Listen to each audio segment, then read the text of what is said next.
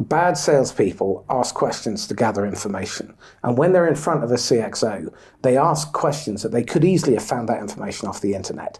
And 83% of first meetings do not result in a second meeting. Now, that's a fucking travesty. It's a huge waste of time. Well, I mean, when you think about what it costs to get an enterprise opportunity, and you get in front of a CXO, and you blow 4 in 5 of those so that you don't even get invited back for a second meeting where they're going to completely filter you for free consulting anyway, because you don't know how to control the sale.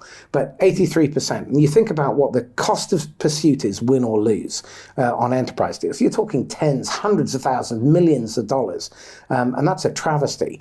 Now, but those problems, I mean, they're age old and they do exist, and I think the better, people will approach the sale in the right way. I don't know how channel solves that problem.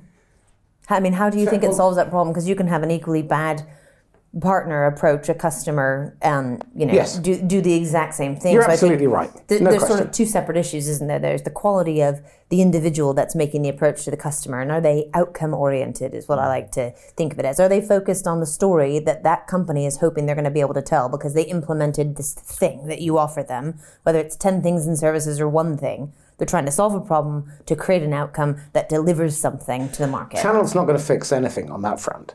I remember we used to have a client that sold batter to fast food restaurants, and one of the sales guys was selling batter to a tempura restaurant over in Japan, a restaurant chain. And after about 6 months, he said, "Mr. Yakamoto, can I ask you a question?" He said, "Yes." And he said, "Well, why is it so difficult to sell to the Japanese? Is it a cultural thing?"